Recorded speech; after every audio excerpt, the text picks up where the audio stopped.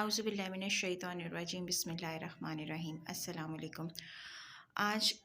وہ بات، ایک ایسی سوچ جس نے مجھے نماز کی طرف بلایا، میں نے سوچا آج ہر آپ لوگوں کے روز ایک ساتھ نئی وہ صبح شیئر کا کروں۔ آغاز ہوتا ہے اور چلیے ہم اپنے سوچتے کاموں ہیں، میں مصروف ہو جاتے ہیں۔ اگر آپ ایک مرد ہیں تو آپ کمانے کے لیے نکل جاتے ہیں، اور اگر آپ ایک ماں ہیں تو آپ صبح صبح اٹھ کر اپنے کاموں میں لگ جاتے ہیں۔ اگر آپ کوئی اسٹوڈنٹ ہیں تو آپ کی روٹین وہی ہے، اسکول، کالج، یونیورسٹی، اور اسی طرح واپس آ کر اپنے کاموں میں مشغول ہو جانا۔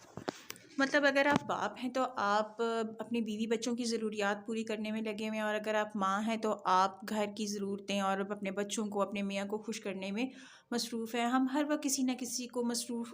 خوش کرنے کے لیے لگے رہتے ہیں کہ اب یہ ذمہ داریاں بچوں کے لیے یہ بنا لو، میاں کے لیے یہ کر لو۔ ہم لوگ سارا دن دنیاوی کاموں میں مصروف رہتے ہیں اور ایک منٹ کے لیے بھی یہ نہیں سوچتے کہ ہماری فجر کی نماز آج ہم نے نہیں پڑھی ہے۔ اگر ہماری ظہر کی نماز کا وقت نکل رہا ہے تو ہم کون سا کام کریں؟ اگر ہماری عصر کا ٹائم نکل رہا ہے تو اس وقت ہم کون سے کام میں مصروف ہیں؟ اور ہم جس کام کے پیچھے لگ کر اپنی جون سی بھی نماز کو قضا کر رہے ہیں، تو کیا جس وجہ سے ہم وہ نماز قضا کر رہے ہیں وہ وجہ کیا اتنی ویلڈ ہے کہ ہمیں آخرت میں بچا سکے، ہمیں ہماری نماز کو معاف کروا سکے؟ یہ ہماری قبر میں پہلا سوال ہوگا جو ہم سے کیا جائے گا کہ کیا نماز پڑھی؟ پر افسوس کے ساتھ کہنا پڑتا ہے کہ میرے پاس اس سوال کا جواب نہیں تھا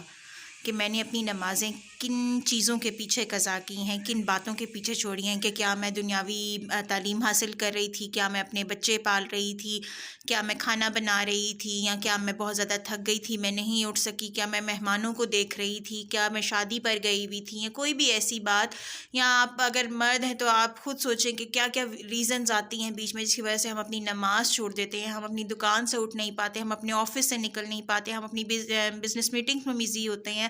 ہم لوگ نمازیں چھوڑ ہی جاتے ہیں اور ہمارے پاس ریزنز کتنی ان ویلڈ ہوتی ہیں کہ ہم کیوں نماز کو چھوڑ رہے ہیں۔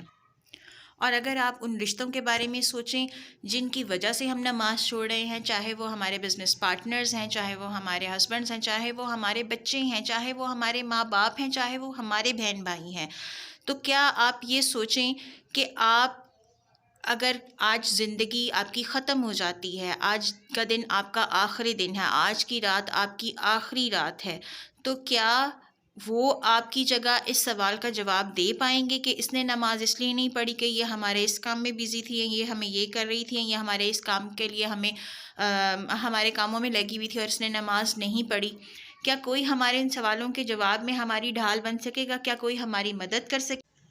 کوئی بھی ہماری جگہ ہمارے سے کیے ہوئے سوالوں کے جواب نہیں دے سکتا۔ جب زندگی ہماری ہے، جب ہم نے اپنی مرضی سے گزاری ہے، جب ہم نے اپنی نمازیں خود سے قضا کی ہیں، تو کوئی کس طرح سے ہماری سفارش کر سکتا ہے یا جواب دے سکتا ہے ہماری جگہ؟ آیت الکرسی میں ہے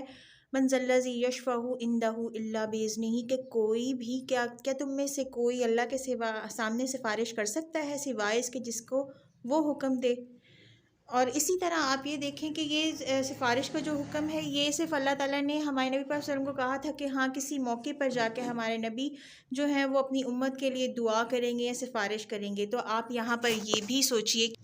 کہ وہ وقت جس وقت ہمارے نبی پاک صلی اللہ علیہ وسلم کے پاس حضرت عزرائیل علیہ السلام ان کی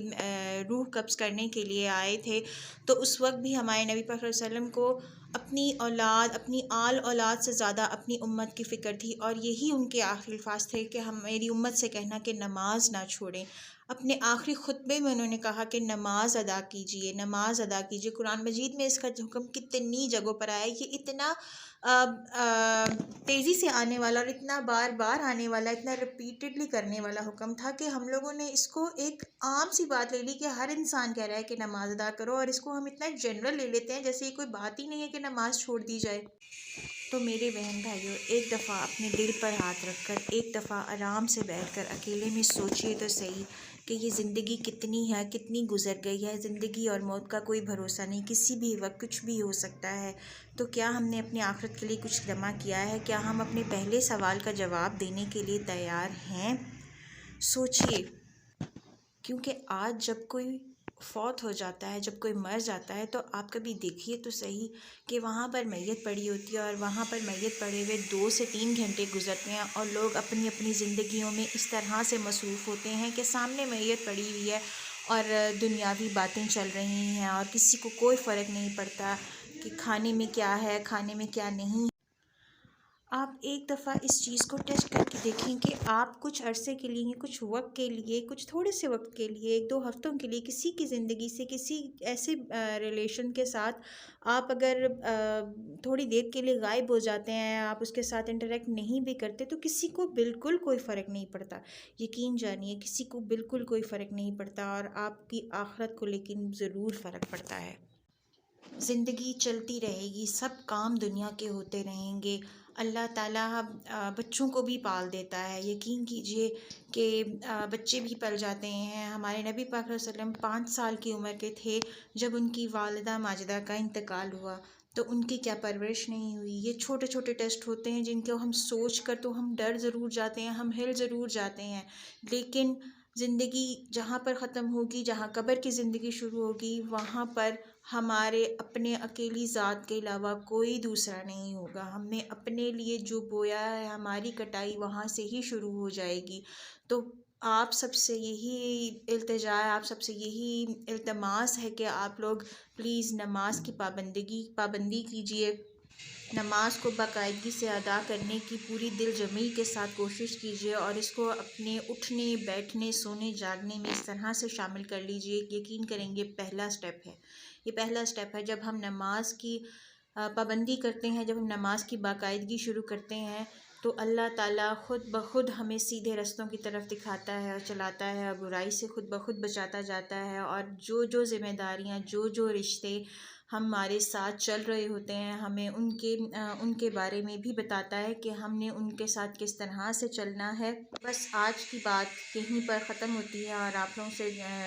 ریکویسٹ ہے کہ اگر ویڈیو اچھی لگے تو اس کو لائک کیجئے، شیئر کیجئے، اور میرے چینل کو سبسکرائب کیجئے۔ بہت بہت شکریہ، جزاک اللہ۔